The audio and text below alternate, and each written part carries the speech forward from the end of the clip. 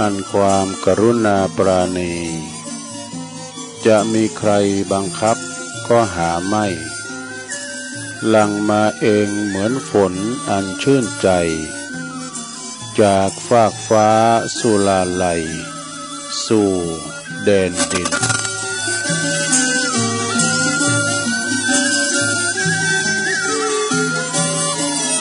ตื่นเจ้าขึ้นมา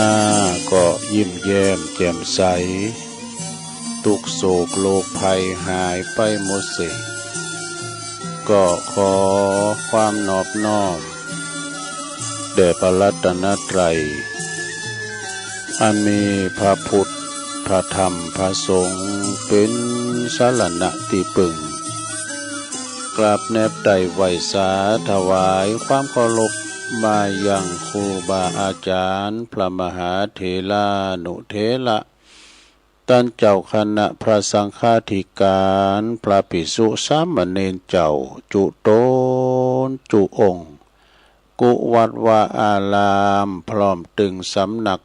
ติภักสงฆ์ตยก็ขอ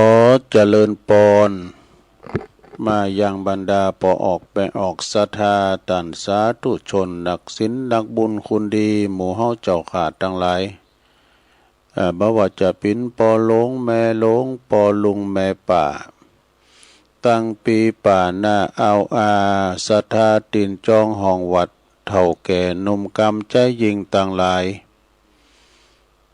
ตื่นจืนขึ้นมาก็มาเปิดวิทยุฟังรายการสัพเพเหระปกิณกะคอนลุงไก่แจงรายการเสียงธรรมแสงทองรายการเสียงธรรมแสงทองนี่ก็รับผิดชอบบริหารเวลาดำเนินรายการโดยต้นตัวแห่งอาตมาภาพเก่ากับผมตุลุงนันชัยวัฒนาคะเสโนแห่งวัดพระธาตุดอยน้อยตำบลดอยหล่ออำเภอดอยหล่อจังหวัดเชียงใหม่ ก็ได้มาพบมาปะกันกับพ่อแม่พี่น้องสถานะบุญเฮาในยามค่ำคืนเนาะในขณะที่เพิ่นรับพักผ่อนสายตาพักผ่อนกายยากันเกมบ่าเกมแหงไว้ต่อสู้ในวันต่อไปเป็นพักผ่อนรับนอนที่ดีที่สุดนะการรับนี่พอการรับนี่ถึงกึดหอดหยังพักผ่อนถึงสมองบ่ได้กึดสังนะเปิ้นว่ารับโมนรับหลุมดีเวลามอกอีนะแต่ว่าบางคนนี่ตื่นมาแล้วเปิ้นก่อนนอนถึงบ่หลับนะรอกำมันจะแจ้งตีนฟ้าจะยกก็มาฟังรายการตัวลงไปเปิดเป็นการข่าเวลาเนาะตั้งลุกบัดเดี๋ยวนี้ก็เจ้าล่ำไปตีสองตีสามรอมันแจ้งดีควายงามก่อนนะหนึ่งเข่าเป่าไฟทำหุงหาอาหารทำสำหรับกับเข่าพระเนนเทนน้อยมากุมเข่ามองนะบนตีกล้องมาก่อนก็ใส่บาทคนละตุนสองตุนไปเปิดเป็นการอนุเคราะห์สงเคราะห์กันพระเนนเทนน้อยเปิดก็ฝากต้องไว้กับปอออกศรัทธาเนาะกันป่าบาทออกไปศรัทธาก็ใส่บาทนะใส่บาทอาหารการครบฉันการกินก็เฮาทำอันยังก็ใส่อันนั้นนะแกงหน่อแกงผักละจอผักกาดนี่นะก็ใส่ไปเถอะเฮาทำอาหารเนี่ยก็ใส่ไปเป็นของกาดกัมสังกานี่พันเนนเฮาก็จะว่าจะหลายจะสังเกตว่าพันเนนท่านหนักในขอนไปตั้งในเมืองบ่นะในเมืองเนี่ยมันวัดปนถี่แล้วก็มีสัทธามีพันเนนไปอยู่ไปขอนกันในโหในเวงพร้อมหยังเพราะเพิ่นไปศึกษาหำเหนนะก็ไปอยู่ในโหในเวงดังนั้นก็ดีแต่ไหลเอ่ยเปิดดังคืนบุญสถานีวิทยุแต่ละคืนศรัทธาตุลุงก็จะนำไหวพระให้ก่อนเพื่อความเป็นสิริเป็นมังกรละเป็นมงคลกับตนกับโตครอบครัวเฮาอยู่เย็นเป็นสุขเนาะพร้อมแล้วก็กราบหนึ่ง กราบสองกราบสามอิมินาสกาเล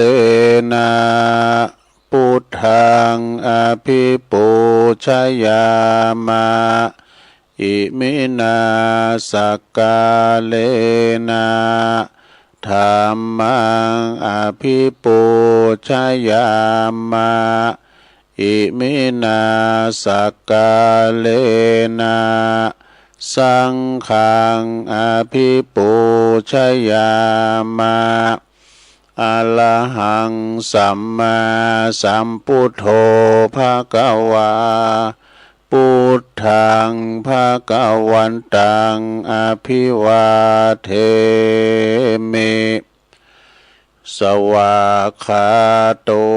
ภควตาธัมโมธัมมังนะมาสามิสุปฏิปันโนภควโตสาวกสังโฆสังฆังนะมามินะโมตัสสะภะคะวะโตอะระหะโตสัมมาสัมพุทธัสสะนะโมตัสสะภะคะวะโตอะระหะโตสัมมาสัมพุทธัสสะนะโมตัสสะภะคะวะโตอะระหะโตสัมมาสัมพุทธัสสะอิติปิโสภะคะวะอะระหังสัมมาสัมพุทโธวิจาจารณะสัมปันโนสุขโตโลกวิตูอนุตตโลปุริสตัมมาสาลาทิสัทธาเทวมนุสสานังพุทโธภควติสวากขาโตภควตาธัมโมสันติติโกอากาลิโกเอหิปัสสิโกโอปันนายิโกปัจจตังเวทิตาโปวินโยเหติสุปฏิปันโนภะคะวะโตสาวกสังโฆอุจจุปฏิปันโนภะคะวะโตสาวกสังโฆญายะปฏิปันโนภะคะวะโตสาวกสังโฆสามิจิปฏิปันโนภะคะวะโตสาวกสังโฆญาติตังจัตตาลิปุริสะโยคะเนอัตตาปุริสะปุคลาเอสะภะคะวะโตสาวกสังโฆอะหุนายโยปะหุนายโยตักขินายโยอัญจาลิกาลานิโยอนุตตลังปุญญเขตังโลกัสสติจายันโตโพธิยามุเลสักกายานังนันทิวัตโนเอวังตวังวิจัยโยโหหิจัยยสุจัยยมังคะเลอปัลลาจิตตปันลังเกสีเสปตาวิปุคะเลอภิเสเกสัพพพุทธานังอากาปโตปัมโมทัตติสุนักตังสุมังกาลังสุปภาตังสุโหติตังสุขันโด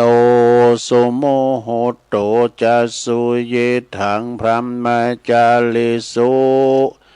ปัทขินังกายกัมมังวาจากัมมังปัทขินังปัทขินังมโนกัมมัง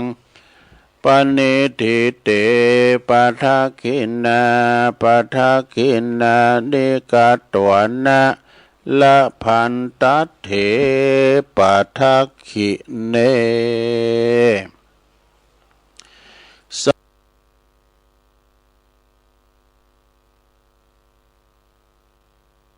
ตตาโลธรรมาวัฏันติอายุวันโนสุขังปะลัง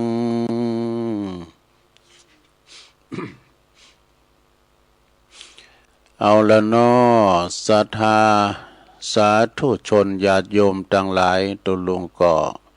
ปิ่นเก้าปิ่นโหนำสวดมนต์ไปปิ่นตีเรียบร้อยก็ขอคุณพระติตาไลรัตนะผ่านแผ่วพระเกี่ยวเจ้าทั้งสามประการเนาะจงดลบันดาลมาปกป้องคุ้มครองรักษาพระพุทธศาสนาวัดวาอารามองค์แก้วทั้งสามมาปกป้องรักษาดูแลครูบาอาจารย์พระสงฆ์องค์สามเณรเนาะอยู่กับวัดกับว่าแต่มาปิ้นหนอนเนื่อนาบุญมาเผยแผ่สัจธรรมคำสอนนำกึดนำสั่งปกสั่งห่างแป้งวัดว่าอารามคุดน้ำบ่อก่อศาลาปิ้นเก้าปิ้นโหนำจิตนำใจศรัทธาเข้าวัดเข้าว่าปันศีลปันปอนเนาะจุ่มอกจุ่มใจสงฆ์ขออนุเคราะห์กันเข้าไปในระด่านเข้าป่าอาหารปัจจัยทั้งสี่ปึงป่าอาศัยกันไปพอออกไม่ออกพอหลงไม่หลงก็ขอให้มีสุขภาพพลานามัยสมบูรณ์แข็งแรงเด้ออยู่ปิ้นลมโพลมใสของลูกของหลานไปตุลุงก็ขอปิ้นกำลังอกกำลังใจอีปออีแม่ที่เดินเหินไปไหนที่ไหนตั้งใดบ่ได้ก็เอาวิทยุเนี่ยเน้อปิ้นกู่ปิ้นกีมกันไป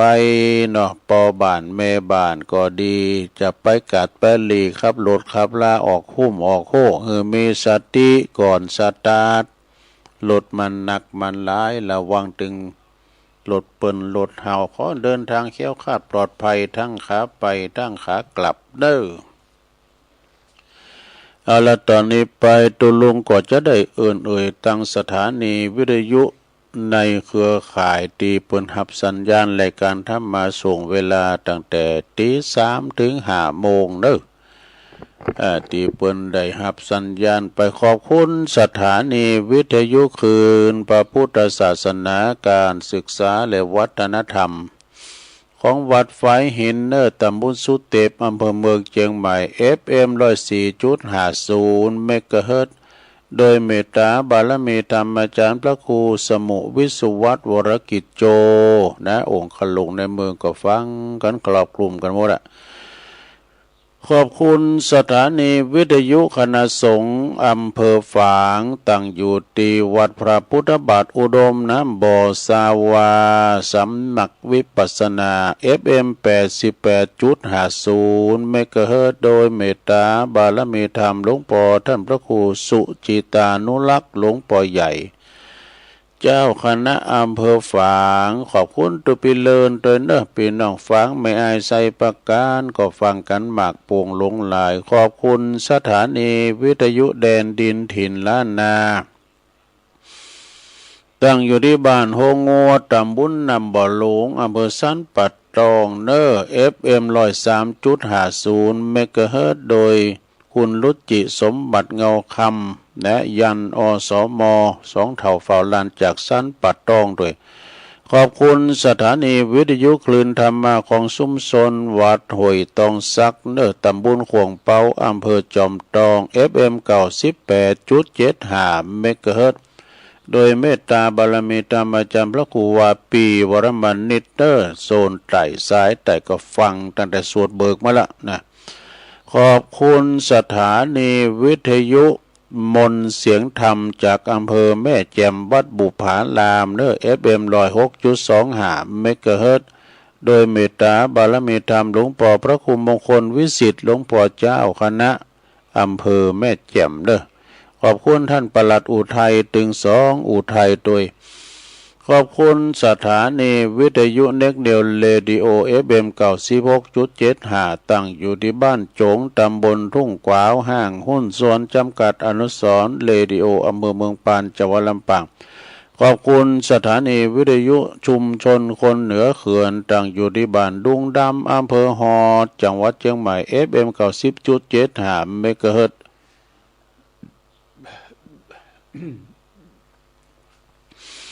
แล้วขอบคุณสถานีวิทยุวัดบรรพตสถิตเนอะจังหวัดลำปางนะ FM 106.50 เมกะเฮิรตซ์เนอะโดยเมตตาบารมีธรรมอาจารย์พระมหานพดลสุวรรณเมธีเจ้าคณะอำเภอวังเหนือแล้วก็เจ้าวัดบรรพตสถิตแล้วก็ตั้งเมตตาธรรมอาจารย์พระมหาสมชาติชาตปัญโยผู้ดำเนินงานอันนี้ก็เป็นรายจื่อรายนามคืนบุญแต่ละสถานีเนอะสดาแต่ละคืนแต่ละสถานีนะเจ้าหน้าที่ดีเจที่เป็นเฝ้าวิทยุก็บ่ปินรับบ่ปินนอนเหมือนกันเนอะเพิ่นก็เฝ้ารอคอยเกาะกล้องสัญญาณรายการตัวลุงนี่เนาะตลอดถึงครูบาอาจารย์ที่เพิ่นมาจัดรายการเพิ่นก็จะถ่าเฝ้าวันคอยเกาะกล้องสัญญาณนำเอารายการครูบาอาจารย์แต่ละตนแต่ละองค์เอาไปออกในสถานีวิทยุของเปิ่นแล้วก็ออนไลน์หรือว่าแผ่พายกระจายเสียงไปให้ท่านผู้ฟังอีปอยอีแม่เขาอยู่ตั้งหอตั้งเฮินได้ฟังกันนะก็ฟังกันไปตามอัธยาศัยนะต้องขอบคุณต่างเจ้าหน้าที่คืนบุญแต่ละคืนเอาก็ฟังตามอิริยาบถสี่จันนั่งฟังก่อใดนอนฟังก่อใดนะเดียวไปเดียวมานั่งนอนยืนเดินได้สับปะนี่ไปเก็บผักหักหน่อติวไปโดยเหมือนกับตัวลุงไปปิ้นเผินแก่โกแก่งอม เอาปิ้นกูปิ้นกีมไปอย่างน้อยตัวลุงก็ไปโดยกันเนาะสวดมนต์ก็เหมือนกันนะสวดอยู่บ้านนะเหมือนกับตัวลุงไปนั่งอยู่ที่เตือนนะสวดไปพอลุงไม่ลงเขาก็รับไป แต่เขารับอยู่ในเหตุการณ์เหมือนว่าเขาอยู่ในที่เหตุการณ์น่ะตัวลุงก็เคยมีนะอีน่ะท่านพระครูเขาเปิดอู่ไปนะแล้วเขาก็มิ่งรับไปก็เหมือนกับเขาอยู่ที่ในเหตุการณ์น่ะตื่นมาเนี่ยเป็นว่าหูเนี่ยได้ยินเสียงเปิ่นแต่แล้วก็มันพลอยรับไปเนี่ยมันปิญญาณโดสระมันมิ่งรับไปนะวันนี้ตัวลุงก็ได้มาแต่รับชันท่านุญาตเนาะแต่รับบัญชาจากอาจารย์พระครูอภิวัตนวิกรมเปิ่นก็มอบหมายถวายเวลาให้ตัวลุงได้เข้ารายการไปก่อนครูบาอาจารย์เปิ่นวางไอ้นั่นเนาะแล้วก็วันนี้มาปบมาปะกันก็ตรงกับวันพุธเนาะวันพุธที่22วันนี้นะสดาของเดือนเมษายน2569เป็นเดือนที่มันร้อนนะว่าเมษาพฤษภานี่สถานเนาะฝนก็บ่ตกแต่ก็อ้อยปิ้นตีแหกกันไว้นะมันมาแหกไว้ก็มื้อเนาะก็จะตกมาฝนตกเนี่ยมันเย็น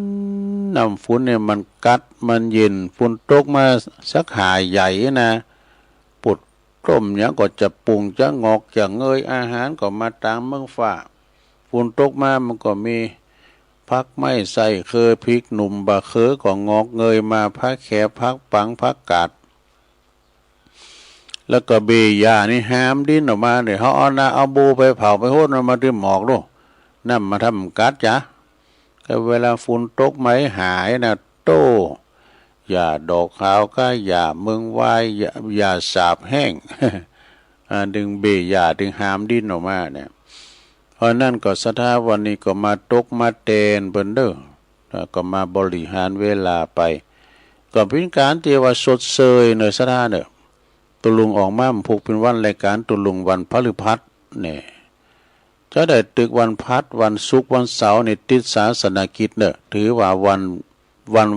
นี้เป็นการสดเสยก็วันศุกร์วันเสาร์นี่ติดศาสนกิจเหมือนอาจารย์มหาสมชาติเพิ่นว่าถ้าตุลุงบ่ได้ออกก็ติดศาสนกิจเด้อ ก็มันๆเนี่ยก็จะมีกรรมหนึ่งเนาะขันงาน ก็มันก็จะมีตึงวันนะก็ไปโจยครูบาอาจารย์ไปเพราะนั้นผู้ก็มาปักกันเนี่ยวันหนึ่งวันศุกร์วันเสาร์นี่ก็คืนรายการกันนะคืนเวลาก่อนเอาแล้วเนาะตอนนี้เอานี่มาไหว้กำหนึ่งก่อนศรัทธาญาติโยมนะ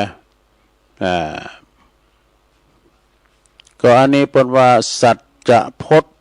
ของชีวิตมี3อย่างเด้อมีหนึ่งเมื่อวัยเฮาหนุ่มมีเวลามีเวลาก็มีแห้งมีบามีแข็งแรงนี่ก็พื้นนะแต่บ่มีเงินนะหมอสตังก็บ่มีในยามหนุ่มเนี่ยมันถึงหาเงินคำเข็มด้วยมันได้ทำงานเด้อเนาะ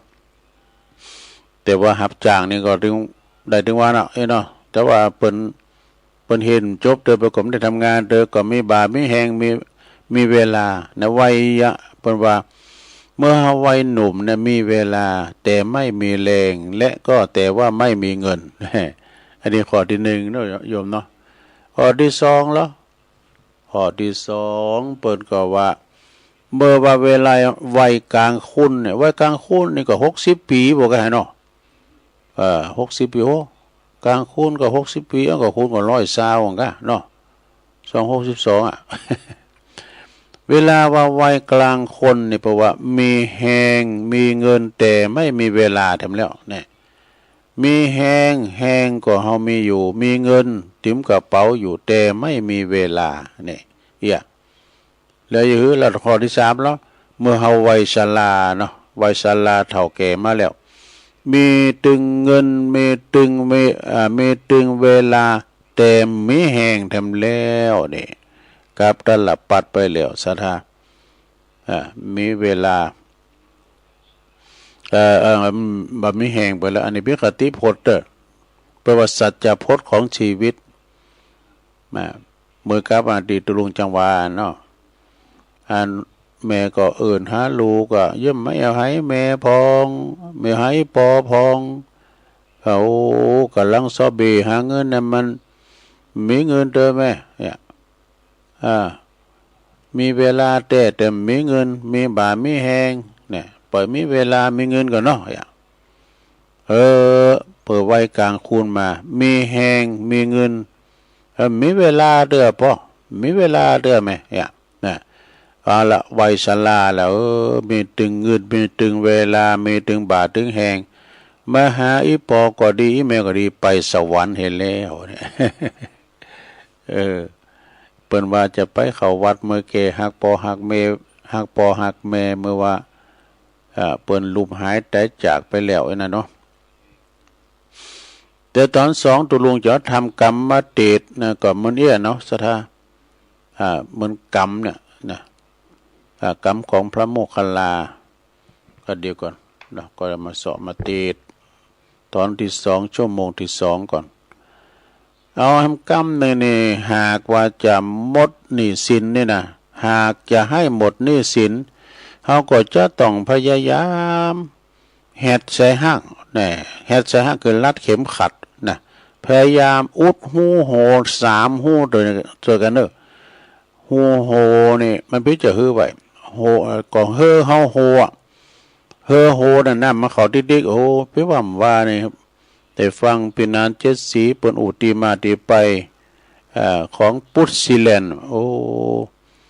ก่อนนี้เปิ้นเป็น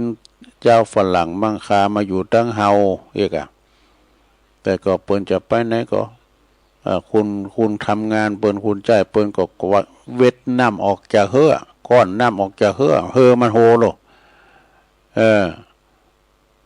แล้วก็นายฝรั่งเปิ้นก็เอิ้นไปเนาะผู้ชิแลนนี่ผู้ชิแลนนี่ก็เปิ้นว่ากับเฮากำนะแล้วก็อันคุณที่ตักน้ำออกคือนี่ก็เป็นกี่กังๆนี่ตกสะเปิงสะเจิงนี่กันเนาะ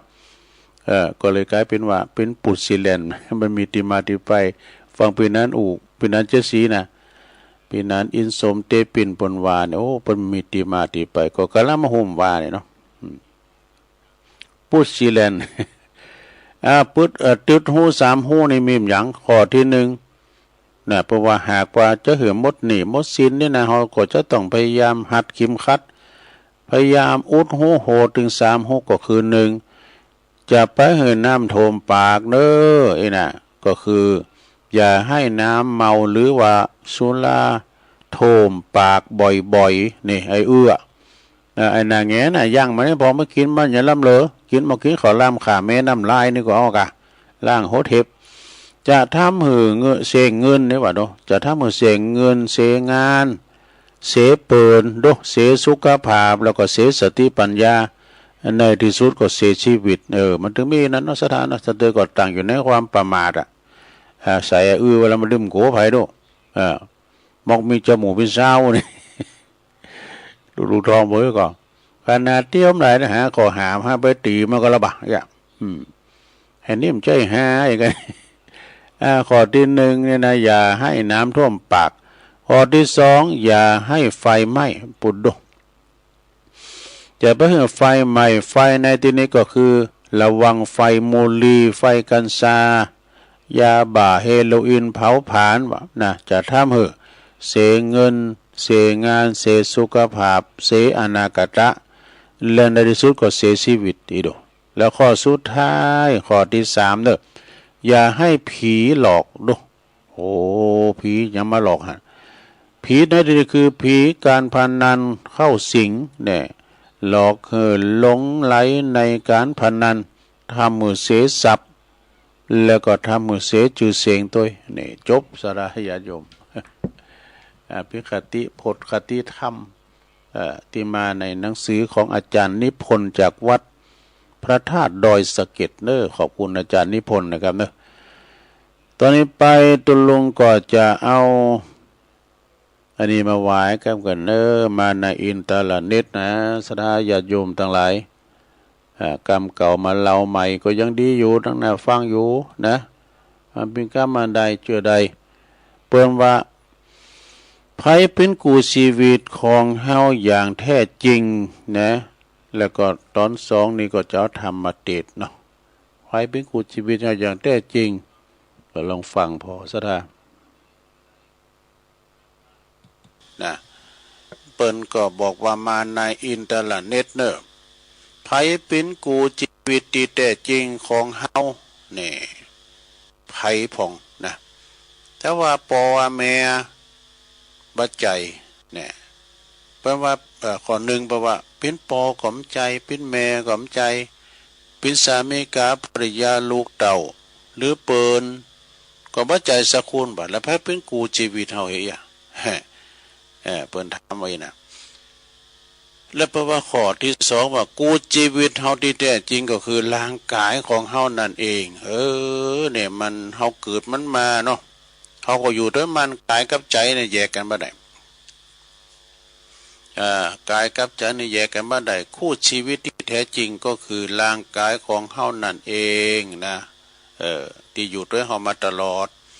เวลามันเป็นโรคภัยไข้เจ็บก็รักษามันมันหนาวก็สอบผ้ามาห่มนุ่งเสื้อมันมันร้อนก็เอาผ้าลุ่มมาเป่าวีมันเนี่ยมันเย็นนี่นะมันขยากกินข้าวก็ซ้อของกินเมื่อมันกินเองร่างกายดูใจนี่นะมันมาอยู่กับกายใจกับกายเนี่ยเล่งกายนะกันมันหิวก็หือมันกินกันมันอิ่มก็ย่างปออันนี้ก็คือมาอยู่ด้วยหอตคือกายแล้วก็ข้อที่3เมื่อร่างกายของเฮาเนี่ยมันบัดตอบสนองก็บ่มีไผอยู่กับคุณเด้อนี่มีไผอยู่กับเฮาแล้วกันร่างกายเนี่ยมันตอบสนองนะจิตถ้าออกเลงออกจากร่างไปแล้วกายก็เลยเป็นของที่ผุเน่ากว่าไปเป็นดุจไม้ที่มันเป็นบ่มีสาระประโยชน์ใดแปลว่าขาบเน่าเนาะเป็นขอนเน่านะข้อที่4เปิ้นก็ว่าถ้าคุณกับร่างกายของคุณอยู่ด้วยกันตั้งแต่เกิดจนตายนี่ซะท่าเนาะคุณทำอันยังกับร่างกายของคุณผ่องเป็นความรับผิดชอบเนี่ยเป็นความรับผิดชอบของคุณเองและมันจะมีผลย้อนกลับ มาถึงคุณเสมออย่างนะกันเฮาเลี้ยงร่างกายร่างกายบอดีนั่นก็จะเป็นโตดแต่ว่าปลาร่างกายไปต่างที่บอดีก็จะเข้าคอกอีกอะนะฮับผิดชอบตัวเองเด้อฮับผิดชอบของคุณเองตัวของคุณเองเนี่ยอันนี้ก็เป็นข้อที่สี่ต่อไปเนี่ยจะเป็นข้อที่ห้าเด้อเนี่ยเพราะว่ายิ่งคุณดูแลร่างกายของคุณดีเท่าใดร่างกายของคุณก็จะยิ่งดูแลคุณดีขึ้นเพียงเท่านั้นดูก็การเฮาคำมันหมดจะคำเฮาเนาะเอาพอที่เป็นว่านะรถด้วยนะรถยนต์ก็ตามเด้อนะการเฮาคำมันก็คำเฮาเนี่ยก็น้ำมันบัดเติมบัดถ่ายน้ำมันเครื่องสักเตอเนี่ยควันมดควันโมยกะมันก็จะลุมันก็จะคำเฮาละตอนนั้นเหมือนกับร่างกายเฮาเนี่ยเฮาคำมันก็จะคำเฮาเวลามันเจ็บป่วยเมื่อไข้ก็ซอหายุกยามามันกินเองอ่ะเนี่ยมันหิวก็ซอหาอย่างขออาหารมามันกินเนี่ยนะต่อไปขอที่หกเด้อลูกคุณกินอันยังคุณทำอันยังที่ทำให้ร่างกายอยู่ในสภาพที่ฟิตที่แข็งแรงไอ้เนาะคุณจัดการกับความเครียดอย่างไรเนี่ยคุณฟังคุณการพักผ่อนแก่มันมากเพียงใด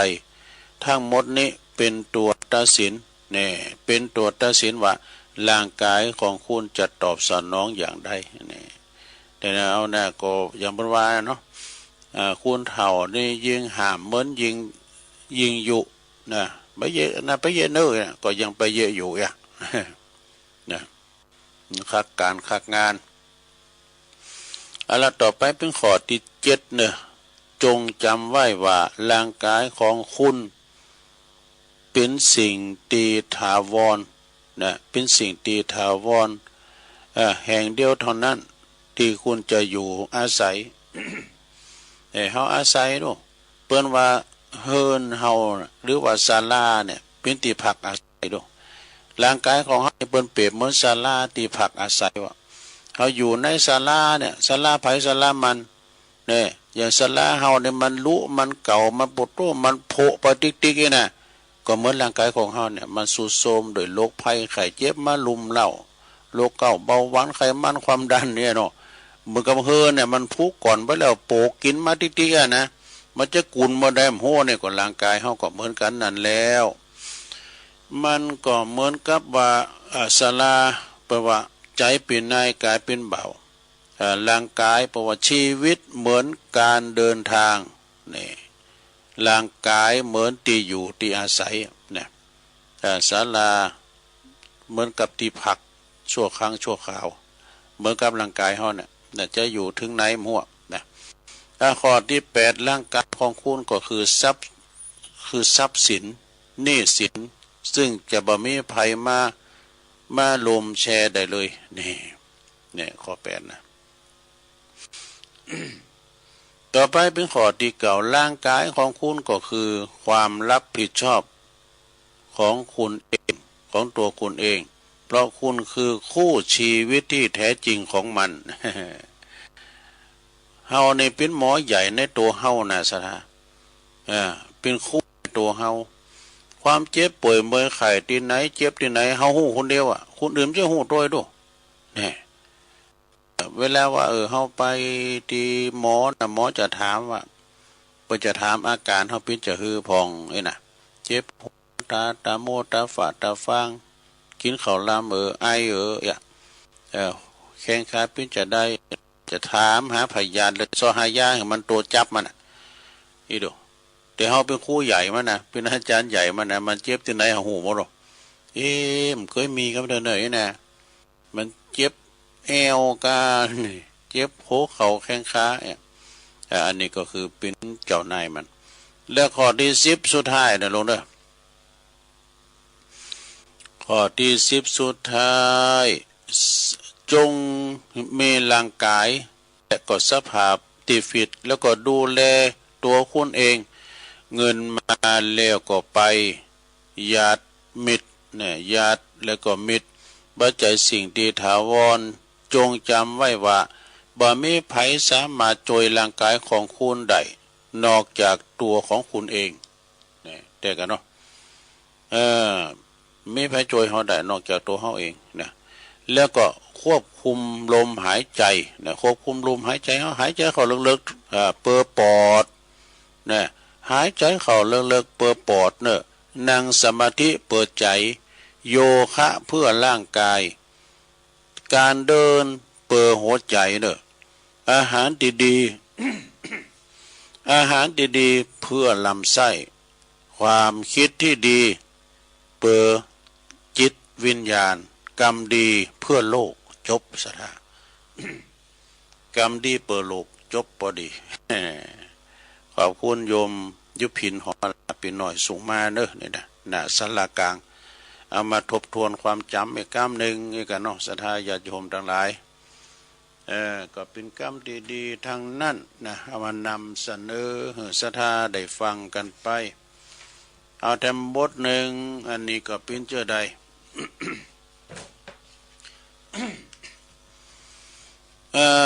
อันนี้เป็นคติเหมือนกันเนอะเป็นอยู่อย่างเป็นสุขนะอยู่อย่างเป็นสุขอยู่จะได้คือ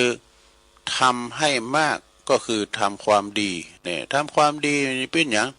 ก็ห้ามไปเบียดเบียนไผนั่นแล้วเนาะเป็นมีการมีงานการจังหวัดการบ้านการงาน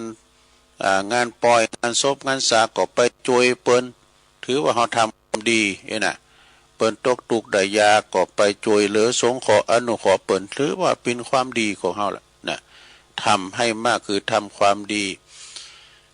มีให้มากก็คือมีน้ำใจเนอะน้ำใจนี่ปุตโตน้ำบ่อน้ำคลองยังเป็นรองน้ำใจน้ำไหนๆก็ยังไม่จะชื่อว่าเป็นน้ำใจน้ำใจของเฮานี่มันมีคุณค่าเวลาเปิ้นถูกอุทกภัยน้ำท่วมไฟไหม้ก็ภัยธรรมชาติเอาไปช่วยเปิ้นก็คือน้ำใจนะน้ำใจสู่น้ำท่วมเนี่ยเนาะน้ำใจสู่น้ำท่วมมีดูแล้วก็ให้มากก็คือให้อภัยนักก็คืออภัยเนี่ยนะโอ้ยอภัยนี่อันนี้นี่มันสวนกระแสเหมือนกันเนอะบางทีนี่ก็เปิ้นได้มาคำขาลาวีเฮากาผลสุดท้ายมาเฮาหืออภัยอันนี้ปดโตอันนี้เป็นการต้านที่เนื้อที่สุดคืออภัยทานเนี่ยนะเปิ้นว่าอย่างก็จังมันเตอะเปิ้นเยอะอย่างก็จังมันเตอะนะจังมันเตอะก็คือหืออภัยมันลืมหือใดก็คือลืมความแค้นเนาะสมัยเป็นละอ่อนก็สมัยเฒ่ามาก็นะไปทำอย่างว่าก็แค้นนะแล้วก็จำให้แม่นคือจำบุญคุณคนบุญคุณคนนี่จะไปลืมแตะสถาเปิ้นเคยช่วยเหลือเฟื่อไฟเฮาก็ดีเวลาเฮาตกทุกข์ได้ยากเนาะคัดสนกำสังกาเนี่ยยืนมือมาช่วยเฮาจะไปลืมบุญลืมคุณเปิ้นแม้แต่สัตว์สิ่งหิ่งห้อยก็ตามเถอะนะเฮาก็จะไปลืมบุญลืมคุณแม่งูโตควายก็ดีเฮาการใช้งานมันก็มีบุญคุณกับคุณเฮานะ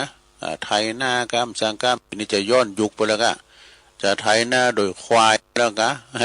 จะไปรถไปลาก็มีน้ำมันก็เอาขี่ล้อเอาขี่ล้อไปนะเดี๋ยวย้อนยุคกันกันเราแล้วก็ถือให้ทนก็คือถือสัจจะเนี่ยสัจจะคือความจริงใจขอสัจจะนี่เป็นธรรมที่สูงส่งเหมือนกันเนอะถือให้ทนก็คือถือสัจจะสัจจังเวอมตาวาจาคำสัตย์นี่มันตึงบ่ตายนะเนาะละให้หมดก็คือละทำพิษเนี่ยคนเท่านี้มันก็มีพิษพองแต่ฮอละไอ้ก้ามมันก็เมียนะละได้คือละความผิดแล้วก็ยึดให้ติดก็คือยึดความกตัญญูเนี่ยเนอะอันนี้เป็นตัวสำคัญแต่ความกตัญญูโหกุลโหบุญ เพราะว่าจะเป็นปิตามารดาครูบาอาจารย์ที่เปิ้นมีกุลกับเฮาเนี่ยน่าจะไปลืมกุลเปิ้นเรียกว่ามีความกตัญญูโหบุญโหกุลแม่แต่ว่าสังก็ตามเด้อโหกุลสัตว์สิงสาราสัตว์นั่นไปโหกุลหมายคือมันครบโหกันอย่างเจ้านั่นเนาะแม่โง่โตควายเคยใจการใจงานมันเนี่ยโหบุญโหกุลมันเอกนะความกตัญญูแต่เฮาก็เอาพ่อแม่ในเป็นติดตั้งนะโยมพ่อแม่ของเฮาเปิ้นเลี้ยงดูปูปาดเฮามาจนเติบใหญ่ก็จะไปลืมบุญลืมคุณเปิ้นคุณปอ21คุณแม่12เอ้น่ะก็เคยเอามาว่าหลายเตือเนาะคุณปอคุณแม่เนี่ยหลายเตือแล้วก็โหเฮือมาก็เฮือโหใจตนนี่ใจตนนี่เป็นบุญเป็นคุณก็แล้วก็ทนให้ได้คือทนต่อคำนินทานี่แล้วชีวิตจะเจริญแล้วก็อยู่อย่างเป็นสุขเนี่ยคำนินทานี่มันจึงมีแต่ได้มาละนินทาแปลว่าความนินทากาเลก็เป็นนั่นโลกธรรมอย่างหนึ่งนะทั้ง8อย่างโลกธรรมมันกูกันเปิ้นว่ามียศเสริมยศมีลาภเสริมลาภมีสรรเสริญก็มีนินทาแล้วแปลว่ามีสุขแล้วก็ยังมีทุกข์เนี่ยมันคู่กันไปให้มันโดนนินทานี่ก็ถึงมีสักเตือคำนินทานี่มันมีมดติสินนินทายิงคุณที่เป็นโหน่าโหน่าคุณนี่บอกว่าจะเป็นนายกกำนันปอแควนปอหลงนายกอบตกันเนี่ยมันถึงโดนหมดบัตรหลงก็ตามในระดับผู้นำเนี่ยนะมันถึงโดนหวาหมดนะโดนเราขวัญพองกำให้กำดีมันถึงมีเหมือนกับตูเจ้าหลงเนี่ยอยู่กับวัดกับว่าอยู่ตุนเดียวหล่นพี่น้องตึงบาทเนี่ยเหมือนใจมันกูโคมันเหมือนใจนะคนนั้นจะเอาอย่างอันคนนี้จะเอาอย่างนี้มันดึงพิษพ้องมองใจกันไปพ้องโลกกระทำทั้ง8มันดึงมีภัยจะมาซักเซินเฮาตลอดเวลาเปิ้นจังเฮาเมื่อก่อนเราขวัญเฮานินทาเนี่ยนินทาก็เราขวัญเนี่ยมันอันเดียวกันเนาะนินทาว่าให้นี่กรรมนินทานี่มันดึงบดีสักกรรมนะเปิ้นว่าถ้าว่ามีกรรมเราขวัญมีกรรมนินทานี่ก็บ่มียากำลังยาสู้กำลัง มันว่าของอันกายอันนี้ก็เป็นคติธรรมอย่างหนึ่งเอาหมอชาวจีนนะครับเนาะคุณหมอชาวจีนเปิ้นกล่าวไว้ว่าเน้อยาที่ดีที่สุด อันนี้ก็เคยว่ามาหลายเตือละก็คือมันอยู่ในตัวเฮานี่หมดนะยาคุณหมอชาวจีนได้กล่าวไว้ว่ายาที่ดีที่สุดก็คือยาดีที่สุดในการป้องกันโรคภัยร้ายโรคภัยร้ายตึงมนก็คือการเดินดูนักเดินทางการเดินนี่เป็นการออกกำลังกายไปในตัวหรอคุณเตียวถึงวันนี่จะมีแหงเนอะมันคุณในมันมือในเตียวนี่ก่อนนะแกคุณตีเล่งสัตว์ก็แต่ตัวโง่ตัวควายเนาะไปให้เหล่ากัมจังกาเนี่ยเป็นการออกกำลังกายไปในตัวพอการเดินทางเนี่ยวันนี้เขาหันว่าเปิ้นออกการเดินทางแบบเปิ้นปั่นรถถีบได้นะขี่รถถีบนั้นที่เปิ้นเป็นอันรถถีบที่อันเบานั่นขี่ขึ้นมาแพ่บนดอยน้อยพุ่นนะเท้าไม่แตะพื้นนี่บ่เปิ้นว่ามันมีเกของมันดอกรถถีบนั่นนะแพงเนี่ยราคาเป็นหลายหมื่นเป็นแสนก็มีนะซะนะรถถีบสเตอร์ลิงอย่างเงี้ยประมาณเนาะพี่น้องวัยกลางคนอายุประมาณ60 ปีเอาเหตุกรรมนี่เกินเนาะศรัทธาญาติโยมเป็นกรรมบักเก่าโบราณมาเราสู่จู้กันฟังไปคติธรรมคติพจน์ มาเล่าสู่จู้กันไปเก่าพ้องไม่พ้องก็ศูนย์กันไปเนาะเป็นกูเป็นกีมกันไปศรัทธาที่เปิ้นนอนบันลับหรือว่าตื่นมาจับก็ฟังกันบืดก่อนตอนที่สองก็เตดนำเตดธรรมเอาไหนบ่ได้ไหนก็ทำมาเตดไปวันนั้นก็ไปซื้อมา2 ผูกวันที่20นะก็ฮะเนาะไปสุมากาลวะเนี่ยไปที่วัดพระสิงห์นะเขาเรียกนี่ก็ซื้อกรรมที่วัดสนดอกอันนี้ก็ธรรมบรรยายเพิ่นพินทำกูกันเนาะพระคุณพ่อผู้เป็นดังเพื่อนในบ้านเนี่ยพระคุณแม่ผู้เป็นดังมิตรในเรือนปล่อยนี่ก็เอามาเลีบมาตีถึงสถาได้ฟังเด้อถามมาอันนี้ผูกเท่าไหร่60 บาทครับหลวงลุงไงวะตูลุงก็ว่าเอา2 ผูกนะคู่100ได้ไหมได้ 2 ผูก100นะเอามาแสดงสถาได้ฟังให้กันเนาะสถาก็เวลาเอาไหนแบบไหนก็ทำมาเตดนี่ทานมาเล่าไอ้กันสถาก็ถึงว่าแต่ว่านี่เนาะแต่ว่านี่ก็ได้ไปลมทำบุญในงานที่วัดไฟหินก็ไปกันหลายก้อนหลายตุนอยู่เมตตาธรรมอาจารย์พระครูอภิวัฒนวิกรมท่านพระครูกัลยาณปราโมทย์แล้วก็ท่านพระอาจารย์บรรพตตุลุงน้อยวัดเหล่ามนทาทิพย์แล้วก็ตุลุงก็ไปกันนะสายตั้งงานเวียงป่าเป่าก็เมตตาบารมีธรรมหลวงปู่เนอหลวงปู่พระครูปฏิภาณธรรมทินหลวงปู่ครูบาดอยเนี่ยหลวงปู่นี่ใจนี่เกิน100แตะกินตานตีไหนเปิ้นละดอกมาหือกำลังใจตูลูกตูหลานมาเอาศรัทธามาตุยก็ติดผูดติดตามแล้วก็ตุปีอ้อยตุปีบุญเขานะศรัทธาก็มาชันเพลด้วยกันแล้วก็มีศรัทธาตังเมืองฝางก็โดยการนำของคุณโยมกนกพิชัยนาหุยงูในก็มาลำรถตู่นี่แค่เนาะแล้วก็ตั้งท่านพระมหาสมชาตินี่เปิ้นเอามารายการรถตู่อยู่กันเนาะตั้งลำปางนะลำปางก็มาตั้งงานเวงป่าเป่าหลวงปู่ก็เอามาหลายอยู่ก็ไปโซกันเนี่ยศรัทธาญาโยมเนาะงานประเพณีประจำปีก็ไปหือกำลังอกกำลังใจสถานีเฮาท่านผอ.เมตตาธรรมอาจารย์พระครูสมุวิสุวัฒน์วรกิจโจบวมโดยการสถานีวิทยุเฮานี่นะศรัทธาเปิ้นก็อยู่เบื้องหลังความสำเร็จครูบาอาจารย์มาจัดรายการเปิ้นก็เปิ้นก็เฝ้าวิทยุนะศรัทธาบางทีนี่เปิ้นก็พอผมได้ไปหับตานนะก็เฝ้าวิทยุแล้วก็เวลาว่าเปิ้นมีงานวัดใดวัดเนื้อทางใดก็ตามเปิ้นก็จะเอาทีมงานไปถ่ายทอดเสียงเนี่ยกะตุปีหนุ่มเขาถ้าวิศักดิ์นะชื่อแต่บ่นะตุปีหนุ่มตุปีโยเขาเนี่ยตุปีตะวันเขาก็อาจารย์สมัครเขาเนี่ยนะ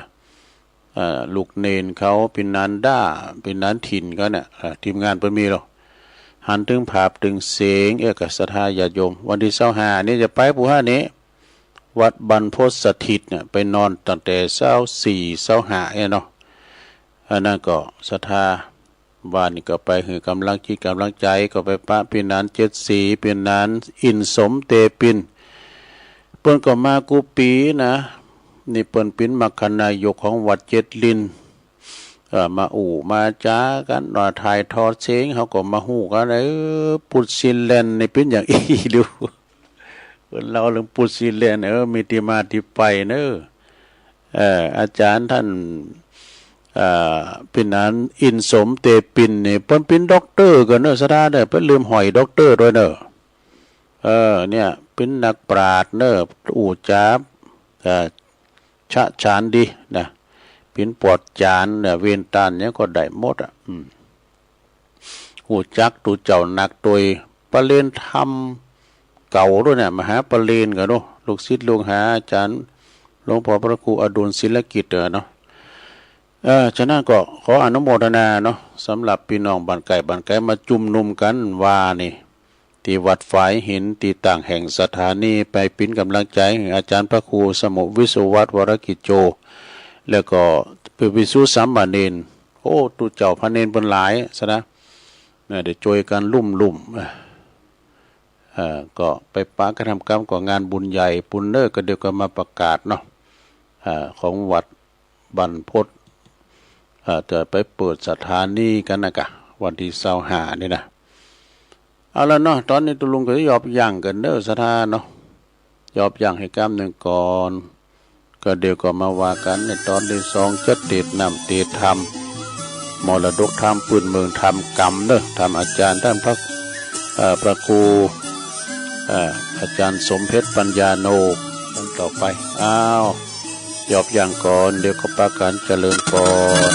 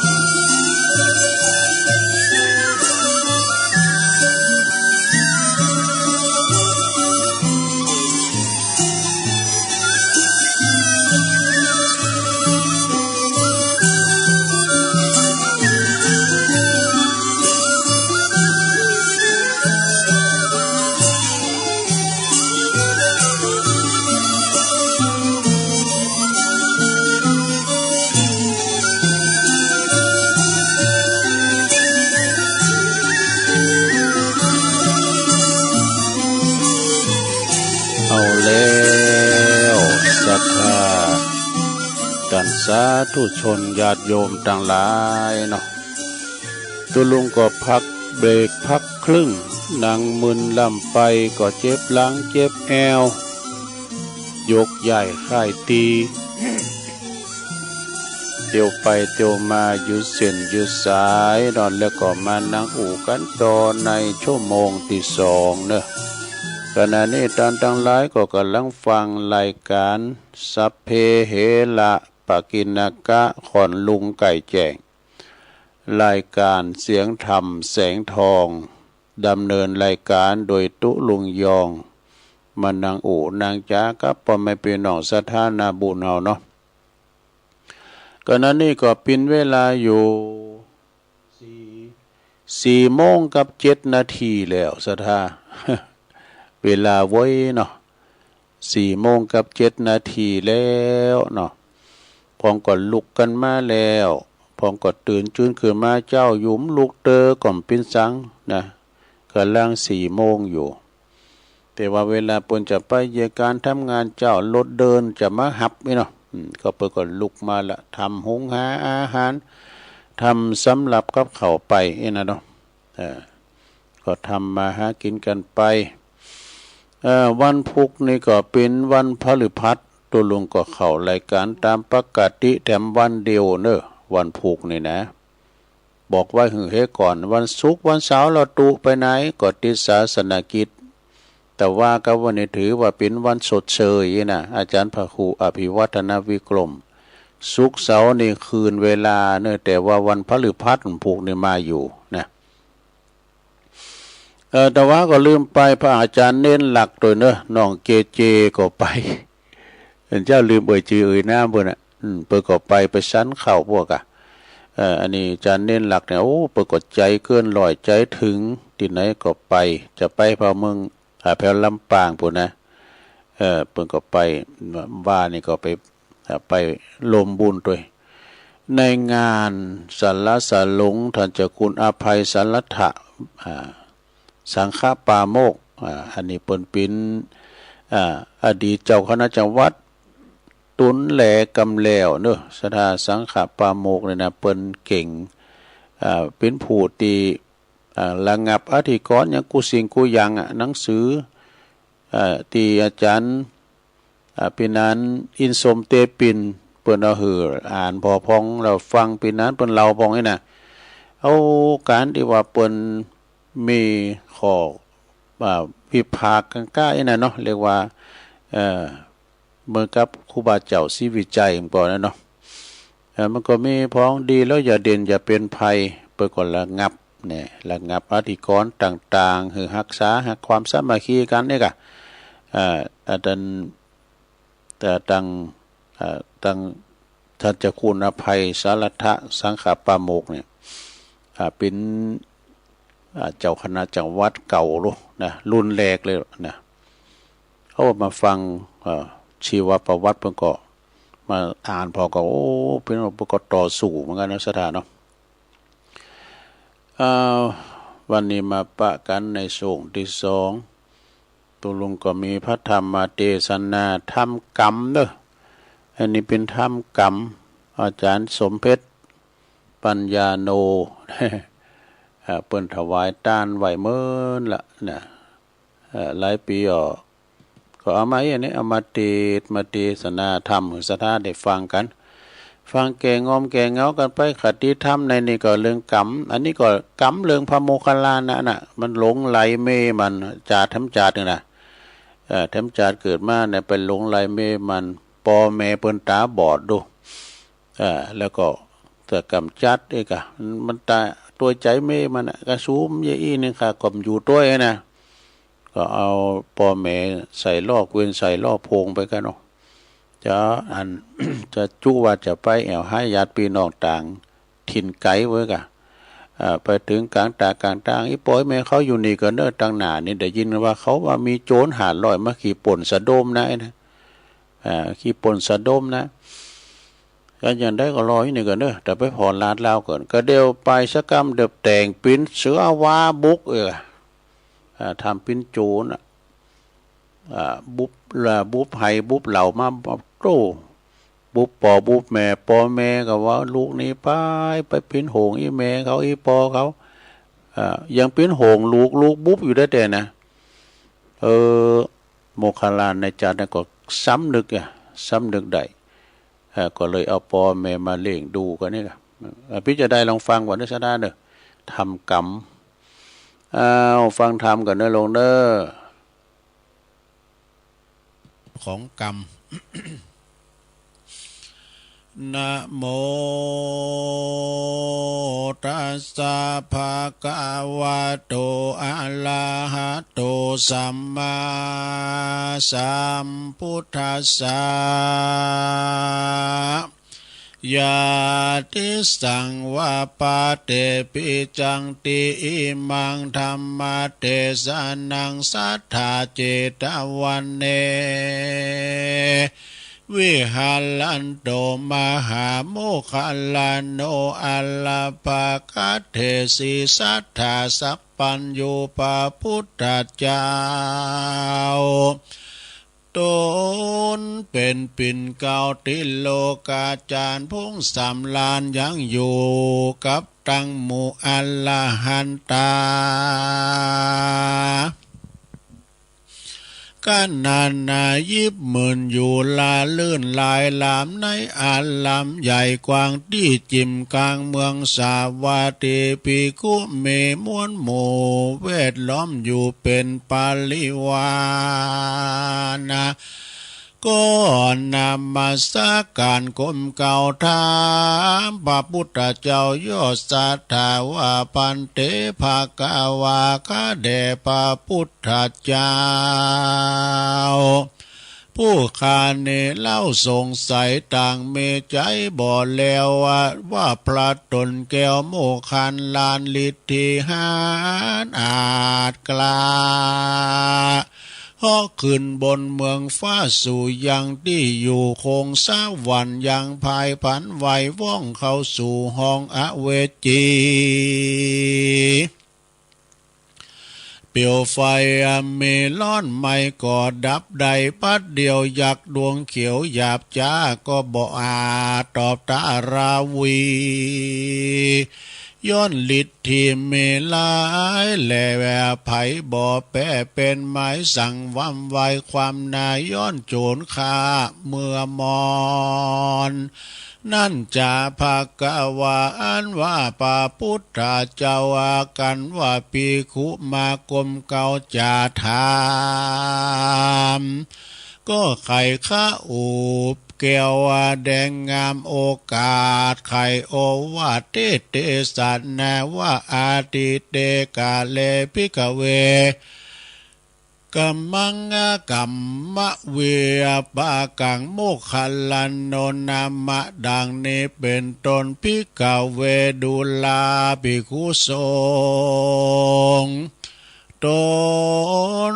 ทรงสินใสสะอาดละเสียงขาดตัณหาในอาติตาล่วงการไปแล้วพระตนแก้วโมคคัลลากรรมมาแต่ไทยกัมปะมาแต่ไตเกิดอยู่โลกไตสงสารเมนามขานบอกเล่าว่าเจ้านอนเนามานบกุมารตกอาตุกอับผานหลายแหล่เลี้ยงพ่อแม่สองขาอันมีตาหากบอดแจงโลดหันสายเมื่อนานไปนาอันเจ้านอนลามานบกุมารก็ได้นางนุ่งครานอ่อนน้อยมาเป็นภริยาหอยเตรียมตัวช่วยปัดปัวพอเฝ้ายังพ่อแม่เจ้าสายใจคือว่าลุกมาสุ่มไฟหนึ่งเขาหาบน้ำเล่าหาลัวช่วยสักครัวเสื้อผ้าเสื้ออยู่ไฟเอื้อแปลงปันทุกจองวันหลายแหล่บ่เว้นแว่วันใดเมินนานไปนานางบาปกาสะปาย ก็มีใจถอยไหลปาลาอยู่กับสองขาตาบอดก็มาตุกเสียงขอดเลือดใจอดนะอยู่ไปยินยากจักหนีจากไกลหนก็กลัวผัวตนกินกู้บ่จื้นสู้ยินดีนางก็มาอุบายกึดมีกึดสอดว่าใครเหือเท่าตาบอดว่ำวายว่ากวนผันผายอย่าจะไปปล่อยป่าดงเลียหือเสือมีคบมาหยาบมากั้นก้าไปกินตุกอันตุกขินลำบากก็ขายจากตัวกูเปิ้นหน้าปูนหน้าอินดูตัวเก่าอันไม่เอาตัวขี่โบราณมีว่าไว้ว่าลูกสะใภ้กับแม่ผัวดังดุลลัวกับมีดพระตั้งเป็นศัตรูกล้าบาปกล้าปาเมเพิ่งกับเมเป็นกู้ปังปอนอยู่จอมงูมานอนอยู่จูนกใสขี้ข้างไก่จอมไฟแดดกับไข่ผ่าแผ่ไว้จิ้นอยู่ใกล้ตัวนอนโบราณสอนแต่ก่อนเจ้นปู่มอนไข่ปันว่าเป็นศัตรูกันนะเก่าจีแม่นว่าตัวกูนี่แต่ดีลีตุกอันมีสองเท่าเหือเราเฝ้าปัดบัวกันว่าเป็นพ่อแม่ตัวแห่งคาก็บอกว่าสันใดอันนี้ไผเป็นไผบ่หูบ่สู้คนเขาหากหูกู้ยิ่งใจนางผีภายใจถอยก็มาแซงกล่าวถอยไขปานซึ่งผัวมันหนุ่มนาวเหือลูกเก้าความในว่าเราคนเราเขียนใจหลายหลากตุกบ่อพรากหายไม้หายดังขาไม้กึดกะแก่ว่าย้อนพ่อแม่สองขาอันเมตตาหากบอดมายังจอดลุ่มลาเหล่านี้นาปัดปวดตุกจึงหนัวซ้ำซ้อนยิ่งกว่าแต่ก่อนเมมาคาพิจารณาสันทีก็อากันเจ้าปี้หันดีกวนความตุกขี่ก็จักหลายหลากก็จักค่ายจากหายหนเล่าสองคนนี้เราทุกคำเจ้าจักเจยบานมานบกูมาน้อยนาดฟังโอกาสใครปันอันนางเมียมันสนสอก็เก่าว่าต่อกำไปว่าจักเยสันใดนั้นใส่เฮือเราใดที่ขานา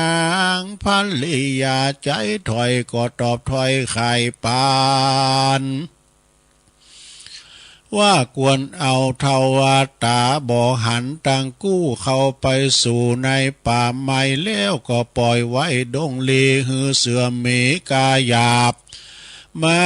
กันก้าไปกินนอนนาลินน้อยนาดฟังโอกาสใครจะอันภริยากล่าวจีบอกกึดที่ยาวไกลก็หันใส่ใจลิงรู้เจื้อกำอูเมียมันลอดตาวันลุงเจ้าก็บอกเล่ามูสาเซิงยังส่งขาพ่อแม่เฮอลูกแก่ความนายว่า ว่าลูกจักไปนาหาปู่ป้าเอาอาผัวเป็นวงศาพี่น้องญาติพี่น้องนี่อันอยู่แห่งห้องแดนไก่ย้อนบ่อใดไปเหมือนนักแก่ขอพ่อแม่อย่าจ้าจักงารีบจักกว่าเลี้ยววาย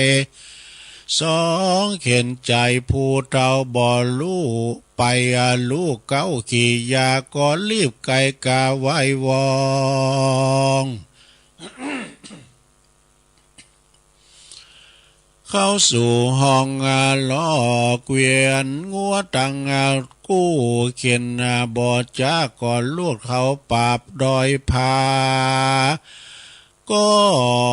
มูสาพ่อแม่จ๋าเก่าแก่ใครปันว่าคนลือกันสาว่าในด่านดาวไพศาลยังมีโจรหยาบจ้าถือดาบหอกกล้าตูกับตัวปูนดีกว่าใจจากคนเตียวป่ายิ่งใจกันว่าเตียวกายมาไกลมันคาไว้ใดแฝดแทงฟัน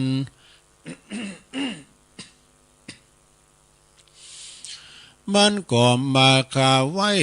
ฟันแตงเอาของแปลงก้ามากแล้วก่อนหนีจากปันไป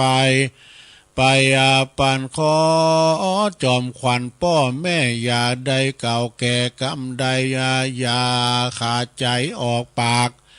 อย่าจะไขออกปากงัวจักลากไกลกลาลูกเนนาหิวหอดน้ำเสียงขอดหมดซอยที่ริมดอยนั่นใสมีน้ำใหญ่วางใสลูกจักไปเอาน้ำแล้วจักพล่ำมาคืนมา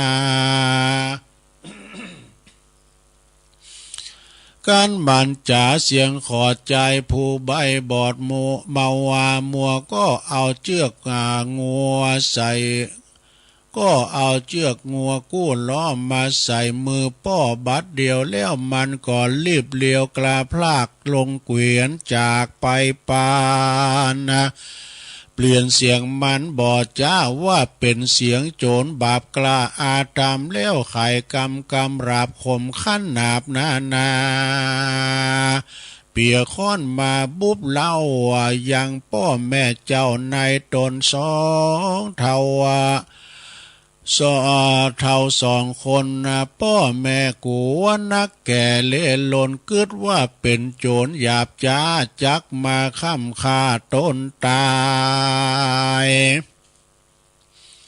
ใจนึ่งก็บ่หมายบ่แล้วอะไรลูกแก้วใจเดียว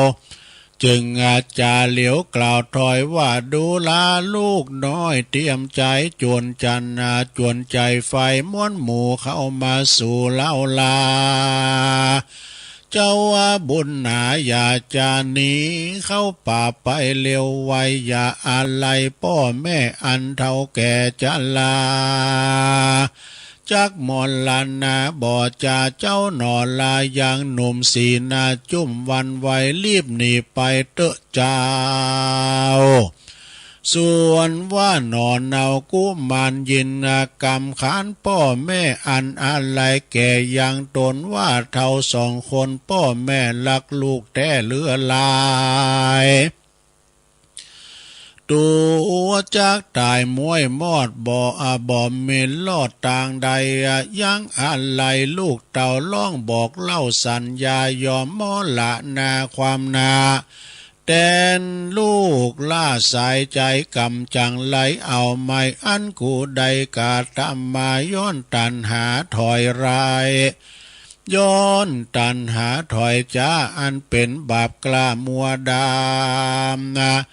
ย้อนฟังกรรมสนสอแห่งนางน้อยหนอภริยาบาปจักป่าส่งอยู่ลงไปสู่อเวจี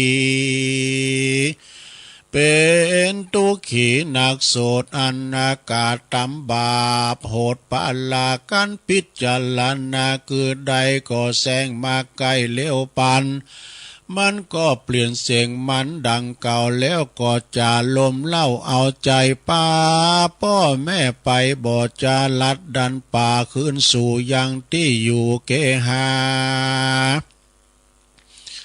แล้วก็บอกภริยาใบบอดหัวลอดความในว่าตอนนี้ไปเป็นงาเก่าอยู่เฝ้าลุ่มลายังส่งขาพ่อแม่อุปถาแก่ยาวไปกันว่าใจยังเบื่อกันว่าใจเหยืองเบื่อก็บ่ไฟเอื้อแปลงปันจักไข่ผ่านปีกปอกปิกไปอยู่บ้านเก่าหนหลังก็ตามใจหวังเตอะนางเจ้า แห่งเจ้าจุงไปตามใจแห่งเจ้าแต่นั่นไปนาเจ้านอนลากุมารกับนางนงครานสะไปก็อยู่ไกลลุ่มลาเลี้ยงยังสองขาพ่อแม่ลอดเท่าแก่ลอยแรงเปียตีแฝงมาบ่ขาดเถิงการมรณาฏว่ำวายส่วนว่าตนใจลูกเต่ากันว่าเขามอลานาบาปกรรมป่าไม่ที่ลุ่มไตไปตกเอาเวจีสาเวยตูขีไม่มาดหลายแสนจาดเถิงนานกำตัวหารจองหอยปางสุดซ้อยจาดนี้กำมาดก่อนกี้ไล่เลยไล่อยู่โลกไตสงสารเป็นมหาโมคขันลานโตนองอาจลิดตีขวาดเรือคนเหาะขึ้นบนจันฟ้าควายโลกลาจุมปูลิดที่ดูเลืองลาบจอมหาจอมนะหากดาบมีดพระบ่ออาจฆ่าหือตายกันนาป่าปากำหลายถอยไหลอันสร้างไว้ปางหลังมาตันยังจาดนี้บ่อาจลบหลีกลี่นี้โจรกาลีใจกายหยาบจ้าก่อมมาค่ำข่าววำวายคนจังคนยิ่งใจโลกไตจักหนีเวรกรรมใดหรือเมดังกรรมตั้งกรรมดีและลายย่อมตอบสายตัวเราแม่นานนักเบาน้อยแม่หนักเบาใหญ่หน่อยก็บ่รู้ถอยหนีหายต้านต่างหลายมวลหมู่จุงพลัมรู้ตามทำกันกาตำบำกรรมหยาบบาปต่างหลายก็อันไกลหยาบนาบาปจักป่าส่งยู่ฮือเข้าไปสู่อาบายสาเวยตุกหลายอ่าวไม้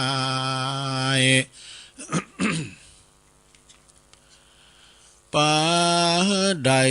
เครื่องขี่การกาตำดิสก่อสร้างบ่อละห่างกองทำบุญย่อมนำเฮือได้สุขโลกไตเมืองคนสุขเมืองบนจันฟ้าสุขแหล่งลาเมืองสาวันหรือภายผ่านไปลอดจันฟ้าลอดเนลปาน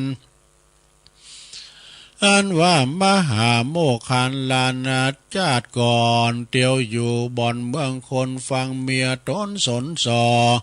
ได้ด่าพ่อตีแม่บาปนักแก่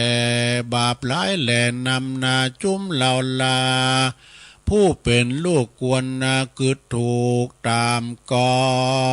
งว่าขาตั้งสองพ่อแม่อันเลี้ยงแก่เรามากวนเราวันลามวลหมู่กึดขวาดลู่เถืองกูลก่อเกือนุนพ่อแม่กึดลอดแผ่ไปหาเมื่อเราลาอย่างน้อยพงอ่อนอ้อยกินนมแม่ผ่าลมเลี้ยงยากทุกลำบากเครื่องขี่ก็บ่ได้รับดีพอเฝ้าลูกเต่าเจ็บเป็น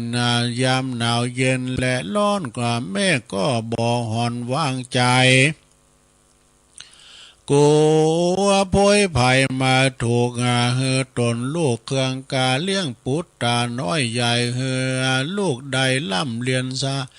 ศึกษาเปลี่ยนจูผู้เฮือลูกความลูกแก่ลูกพิษและถูกสอนปาน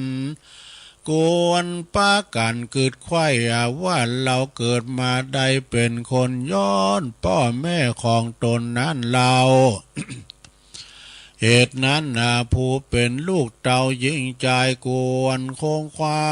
ยเต้นตอบเฮือพ่อแม่ชอบกองดีคุณพ่อแม่มีมากกวางบ่อาจอ้างกัน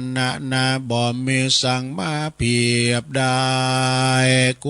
วนน้อมไว้จูนหนุนตอบแทนคุณฝ่ายเอื้อหาผ้าเสื้อมาห่มกายยาตั้งปัจจัยมาเพื่อแผ่ให้พ่อแม่สุขบานหวานใจ อุปาถากไปอยู่ไกลเหือต้านใดเจยบานแถมประการหนึ่งเราควรว่าพ่อแม่เจ้าทั้งสองขาจวนเข้าวัดเข้าว่าใส่บาตรอากาศตามบุญเหือตานหนุนเข้าน้ำวาตูพร่ำปัจจัยสินดวงใส่58รักษาแขวดกับตูกับโตนเฮือเป็นมงคลผาเสดปาเฮือเกิดเจยบานนะ แถมปากการหนึ่งใส่ป้อกันป้อแม่สองไทยทั้งสองเปียตีปองถูกต้องงามมาในแห่งห้องอินทรีย์เมื่อใครมีเจ็บปวดก็ช่วยนวดกายยาหาหมอมายาจาเฮือเปียติกาปานหายกันว่ากรรมหลายมาลอดได้มวยมอดหมอลานาโกวนเล่าลาผู้เป็นลูกกึดนาทวนถูกตามกองตาลีปองเลิกซากตามเกาลากปะเวณีเฮือตานมีข้าวน้ำนาฟังทำพร่ำตัวไปหยาดน้ำใสตกตอดอุติสบุญลอดไปหาตั้งสองขาเป็นกาตัญญูตาภาเสดป่าเฮือเกิดสวัสดีได้สุขีชาตินี้การตายจากนี้นาเมืองคนย่อมเอาตนไปเกิดจันฟ้าเลิศเมืองสวรรค์หรือใดภัยพันไปลอดจันฟ้า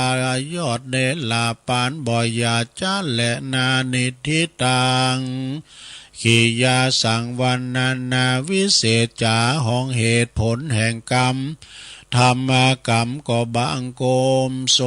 มเรศเด็ดแล้วเท่านี้ก่อนแลสาธุสาธุสาธุเอา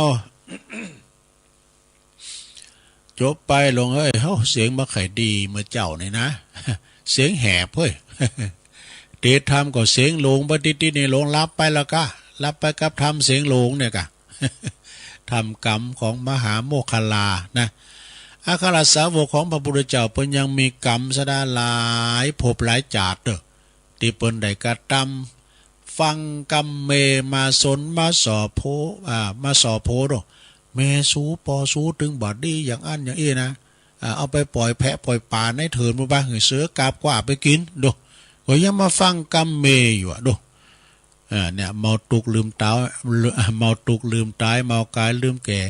เมาโพเมาเมลืมปอลืมเมแล้วก็ยังกึดใจได้อยู่นะเอาปิกเอาปอกขึ้นมากึดว่าโอ้ขนาดเท่ากะแต่งปิ้นโจรพ่อแม่อย่าว่าหนีไปลูกหนีไปลูกหนุ่มยังหนุ่มอยู่อีปอยแม่เขาเฒ่าแล้วตายยังบ้านเนี่ยมันยังปิ้นหงลูกอยู่นะลูกแต่จะมาบุบปอบุบแม่เนี่ยสดาญาโยมผลสุดท้ายก็เอาลูกเอาแม่มาเฮินสูถ้าสูมสอบมามันเยิงก้าข้านเล่งคนเฒ่าก็ไปเด้อเนอะมาได้ก็ไปเท่านั้นเนี่ยแล้วก็ตกลุงก็อยู่ด้วยกันไปเล่งคนเฒ่าไปนะมันก็จะพิษแผกแตกต่างกันไปหน่อยนะสดาญาโยมทั้งหลายบางฉบับบางนัยยะก็มีการว่าบุบปอบุบแม่จุนตายก็มีนะอันนี้ขึ้นบุบตายเอาปิกไปบ้านนะอันนี้ก็ทำกรรมเด้อเพียนทำกรรมศรัทธาญาติโยมทั้งหลายอาจารย์ท่านพระมหาท่านอาจารย์สมเพชรปัญญาโนวัดป่าไผ่บ่อทองเลยนะมอบหมายถวายไว้แต่หึงเมื่อเนาะลายผูก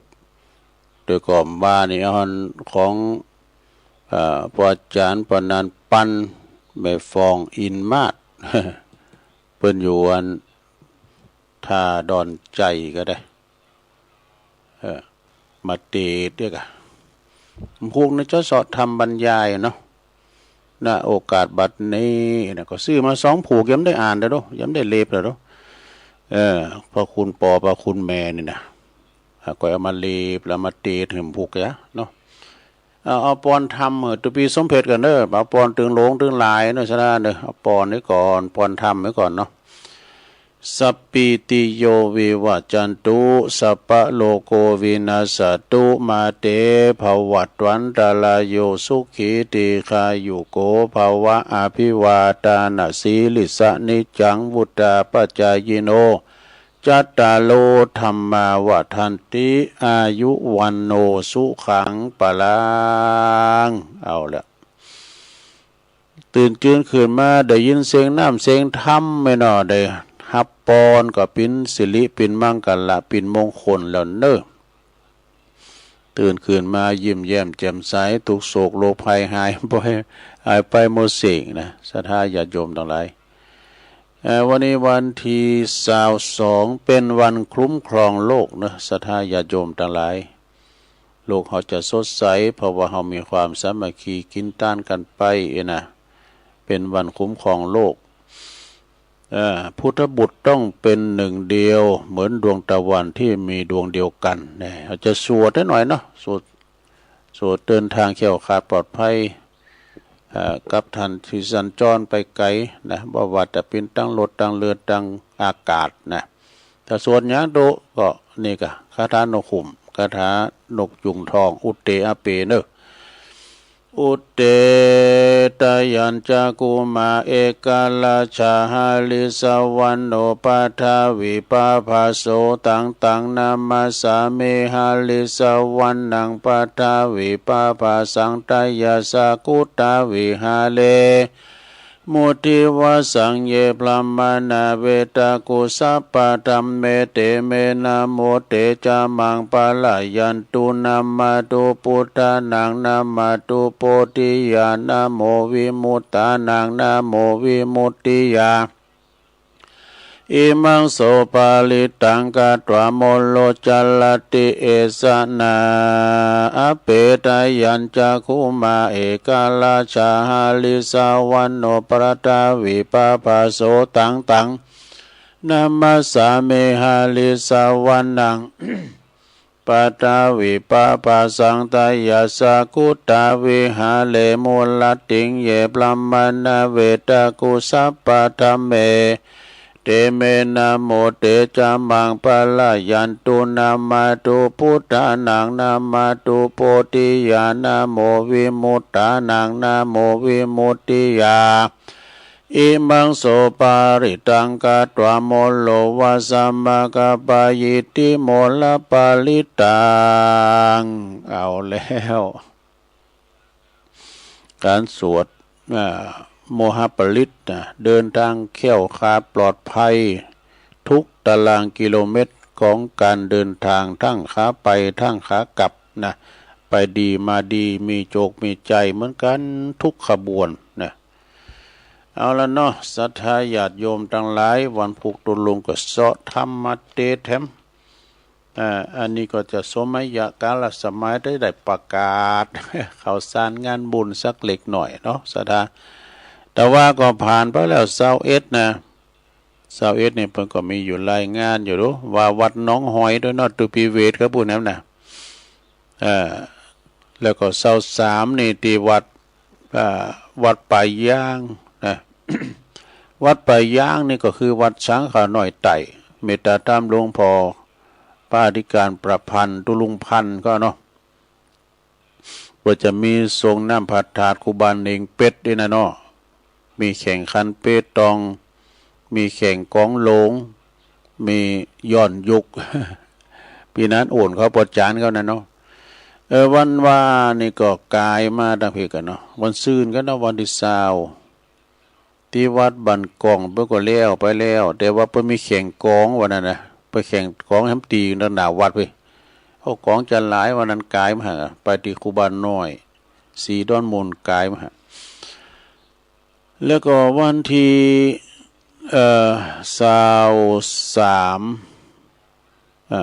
23ที่วัดช้างขาน้อย23เอาวันที่24ก็เป็นวันพระวันศีลด้วยนะ24นะเดือน8ออก8ค่ำดอก24ก็มีหลายงานเนอะที่วัดบันเหลาพระเจ้าใต้เขียวด้วยเนอะเพิ่นจะมีศาลาสลงทรงน้ำพระธาตุนะวัดหลงวิหารหลงเพิ่นน่ะ ศรัทธาญาติโยมโอ้วัดกว้างเด้อวัดก็ลมลื่นดีที่วัดบันเหลาพระเจ้าไต้เขียวตำบลบันเลินอำเภอป่าซางเปิ้นก็จะถึงเวลาที่จะได้สละสลงสนน้ำพระธาตุทีมงานของพีทีซาว พีทีซาวกตุปีไพฑูรย์ขันติทโรนี่เอาเครื่องเสียงไปช่วยงานด้วยที่วัดบันเหลาพระเจ้าไต้เขียวเนอะแล้วก็ที่วัดบันเวงตัวเนอะวัดบันเวงก็คือที่กาดติดนะกาดโง่นะในเมตตาธรรมอาจารย์พระครูจิระบุญญาโชตนะเปิ้นก็จะมีงานสละสลงทรงน้ำพระธาตุเจดีย์ศรีหฤปูนชัยกุเปียนะเดิน8ออก8คำนี่นะที่วัดบ้านเวียงอันนี้เปิ้นจะมีตั้งแต่22 23 24 22ก็มีย้อนยุคลำวงแม่บ้าน23เปิ้นจะมีซอจ้ะแต่เปิ้นจะมีย้อนยุคชูเมกเกอร์มีมวยด้วยเนอะมีมวยด้วยที่วัดบ้านเวียงเด้อในนามของอาจารย์พระครูจิระบุญญาโชตพ่อกำนันใหญ่เขาจะวันที่22 23 24แล้วก็จะมีที่วัดไหลแก้วด้วยกันเนาะ23 24พ่อสะอิ่งวัดไหลแก้วก็เขตอำเภอบ้านโฮ่งเนาะแล้วก็ยังป้อเต่าเต็นนั้นก็จะมีปุณดำเนอที่วัดบกวัดอัน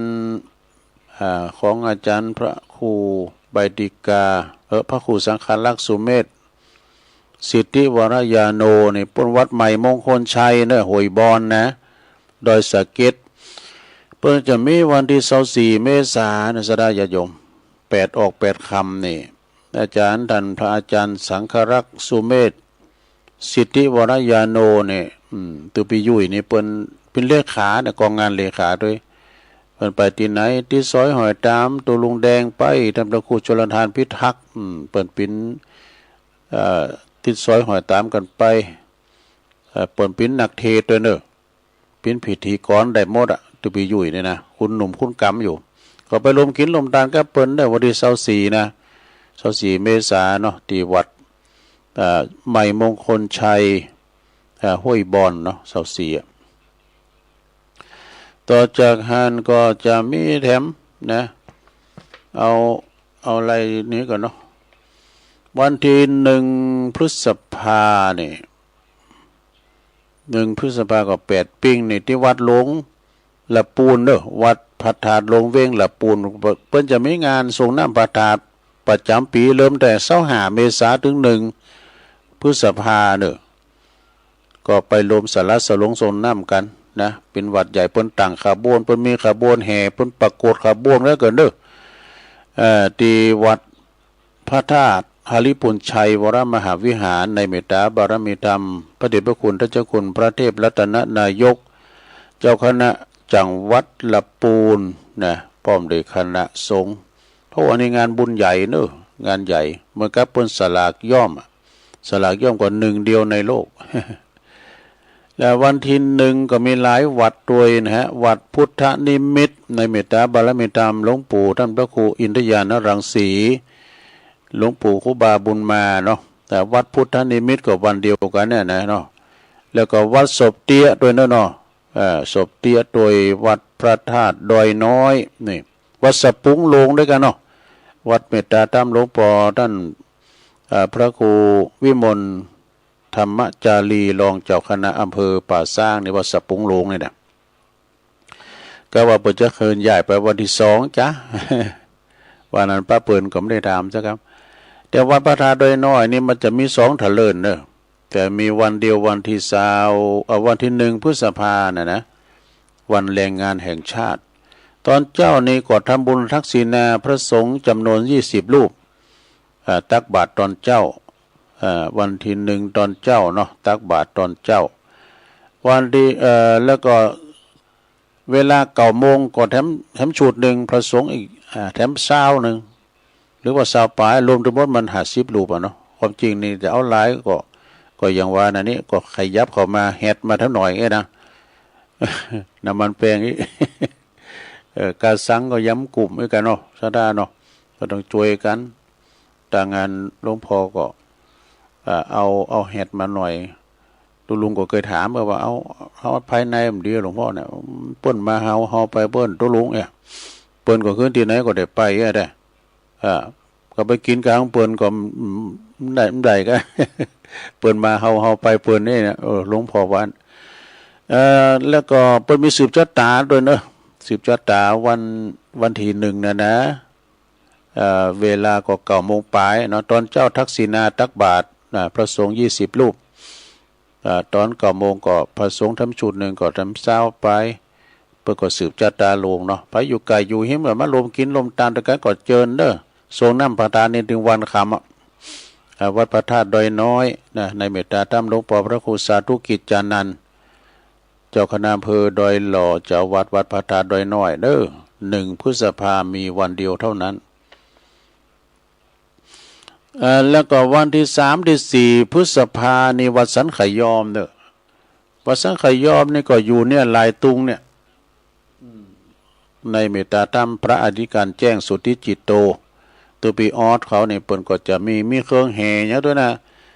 มีมหรสพด้วยสำหรับวันที่3 ที่ 4เปิ้นมี2 วันน่ะ3 4 พฤษภาที่วัดสันไขยอมตำบลดอยหล่ออำเภอดอยหล่อจังหวัดเชียงใหม่นะแล้วก็ทำหลายวัดอยู่เนาะศรัทธาญาติโยมทั้งหลายแล้วก็ประกาศในวันที่25เด้อศรัทธาเด้อเสาร์หน้าเนี่ยก็วันเสาร์ภูมิคืนนี่นะเพิ่นจะมีการเปิดสถานีวิทยุอย่างเป็นทางการคืน106.50เนาะที่วัดบรรพตสถิตเด้อและจะมีการสูมากาลาวะครูบาอาจารย์ผ่านนักจัดรายการโดยแล้วบัดเตาเต็นนั่นนี่ก็เพิ่นก็จะมีสวดถอนด้วยนะแล้วก็มีสืบชะตาแล้วก็มีสูมากาลาวะศรัทธาญาติโยมไปจะไปปิ้นเจ้าภาพตั้งสังฆทานก็ดีหรือว่าบริจาคให้หอมในหน้างานบ่ก็ดีก็ไปเด้อวันที่25เนาะผมได้ไป25ก็ไป24ก็ได้นะ แล้วก็อาจารย์ท่านพระมหาสมชาติแต่ว่าก็ปะกันนะก็ฉะนั้นก็ไปกินไปทานกันเด้อไปรวมบุญกุศลกันมีถึงสืบชะตามีถึงสุมากาลาวะนะครูบาอาจารย์ในเมตตาธรรมอาจารย์พระมหานพดลสุวรรณเมธีเจ้าคณะอำเภอวังเหนือแล้วก็เมตตาธรรมอาจารย์ท่านพระครูอภิวัฒนวิกรมประธานขึ้นสีขาวเปิ้นก็จะไปกันหลายโอ้หลวงปู่เขาเปิ้นจะเอาน้ำพริกน้ำปูมาด้วยนะแม่ก็น้ำพริกน้ำปูหลายตีแหละต่างเมืองฟางก็นะเมืองลี่ก็เมเจียมเอาเปิ้นจะไปตอมไปหอมกะที่วัดบรรพตสถิตเด้อในวันที่25นะศรัทธาไปรุ่นรางวัลกันเด้อไปรุ่นรางวัลวิทยุกันหลายอย่างมันจะมีกับวิทยุเด้อมีพัดลมก็มีสังการเนี่ยเพิ่นจะเอาไปแจกคืนกำไรให้แก่ท่านผู้ฟังนะพระสงฆ์จำนวนเป็น50ปุ่นน่ะฟังอาจารย์มหาปนวานะเฮาก็ได้บริจาคปิ้นสังหยังก็ตามเฮาก็ไปหอมตุ่นโลมมาน่ะเด้อศรัทธาเนาะครูบาอาจารย์เพิ่นก็จะไปตอมไปหอมก็หารหมดนะเป็นการสู่มาการละวะแล้วก็เป็นประจำปีเฮาด้วยนะเอาแล้วเนาะตอนนี้ไปถ้าว่าตกหล่นอย่างได้ก็ขอสุมาอภัยเนาะตุลุงจะตักต่างหลายโอ้เวลาก็หนีบเข้ามาเวลาก็โวยได้ก็ขอบคุณที่เปิ้นตักมาต่างหลายอาจารย์เกษณีชัยเลิศแม่ครูแล้วก็โยมจากดอยน้อยพัฒนาหนองหานสันทรายฟังอยู่อุ้ยสาวคุ้มตะวันอันนี้ก็เมืองวะพุนเนอร์ลงเหนือดอยสะเก็ดเนาะแล้วก็โยมยุพินหอมมาลานะพี่น้อยนี่ฟังจากหน้าสารกลางสัดเจนดีแล้วก็บุญส่งจากลำปาง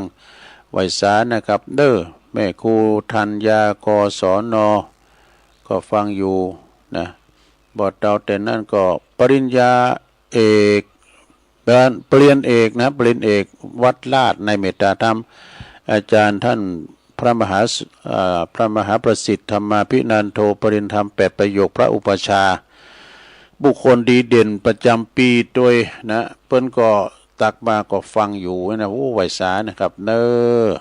โอ้วันนี้แม่บรมมาปินตาน้องสมณะเนาะโอ้ฟังอยู่เนอนะ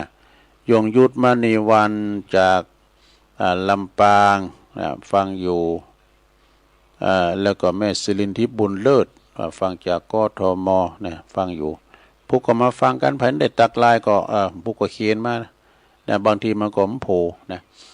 เอาละต่อไปเปิดสายเนาะสถาพระจะโทรมาก็โทรมาที่เบอร์0899556506เจริญปอนไหว้พระเจ้าถวายเอือนทยอยพรใหม่ในเจ้าปีใหม่เมษาผ่านมาแล้วเล่าปีใหม่เมืองเจ้าเถ่ามาแถมปีญาติพี่น้องขอโชคดีตลอดสุดปีบุญมีช่วยกำทอง70,000ปลายไหลมาอย่างน้ำบ่เปิดขาแทงโลเจ้าเงินทองมาของตุ่มเก่าตลอด6เก่าเลยนะทำสังสิ่งได้สมปรารถนามาเมียปีมาคุ้มครองสุขภาพดีเนื้อปีในน้องมังมีเงินทองหนึ่งน้องเนื้อเจ้ายายขอป้อนยิ่งใจหนูเจ้าลอยกันเจ้านายเฮ้ยคำย่องวรรณกรรมนะเจ้ากำว่า2ถลึนภาษาไทยแปลว่า2ตอนนะเจ้าไว้จ้าเจ้าสายต่อไป0899556506เจริญปอนเจ้ากับไหว้สาเจ้าตุลุงวันนี้ก็มีบุญแห่งวันเด้อตื่นขึ้นมาได้เงินไก่ขันได้หันตะวันยังได้มีลมหายใจอยู่ได้ไหว้พระฟังธรรมกับตุลุงตั้งเมื่อตี 3มาแล้วเด้อแม่สุกแก้วบ้านศิลาพรสิตี้บ้านหงละปูนเด้อเจ้าตุลุงเจ้าโอ้เป็นบุญเป็นกุศลนะเด้อเจ้า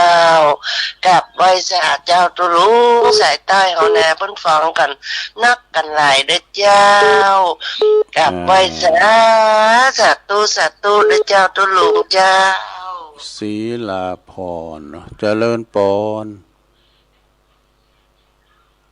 เจริญปอนเข้ามาใหม่0899556506ต่อจากตุลุงก็ฟังตุนอื่นกันต่อไปศรัทธาญาติโยมเนาะเจริญปอนโอ้ปอเสียวใช่กะครับผมโอ้เจริญปอนด้วยสวัสดีปีใหม่เมืองด้วยนะสวัสดีปีใหม่เหมือนกันมาแข็งแรงสมบูรณ์นั่นน่ะแม่น่ะโอ้เป็นกำลังใจให้ปอเสียวด้วยฟังตลอดไม่โทรมาผ่านพี่ยังโทรมาก็ได้กับเป็นหยังตรงนี้มีก็10เก่าเนาะปากัน10เก่าพฤษภาเพิ่นส่งน้ำประทาดบุญอาสาเด้อพอเสียวใช้นี่เปิ้นเหล็กกันทานี่เปิ้นอยู่ดงนิมิตนำดิบน้อยพอเสียวซับเขาพอเล่งทาเขาอ่ะ ในเมตตาธรรมอาจารย์พระเจ้าอธิการพิเชษสิริพัทโทเปิ้นก็จะมี19พฤษภาคมผู้กันเน้องานเปิ้นนะส่งน้ำพระธาตุแล้วก็เปิ้นเรียกว่าเป็นงานบวงสรวงปอบ้านด้วยงานเปิ้นก็มีหลายอย่างศรัทธาญาติโยมเปิ้นมีแถวลำวงย้อนยุกเปิ้นเมาเลยนะ มีเจ้าภาพเมาเลยเจริญปอนไหว้สาเจ้าเจริญปอนฟังอยู่เนาะเดี๋ยวฟังกันไปอยู่ดีมีสุขเด้อฮะ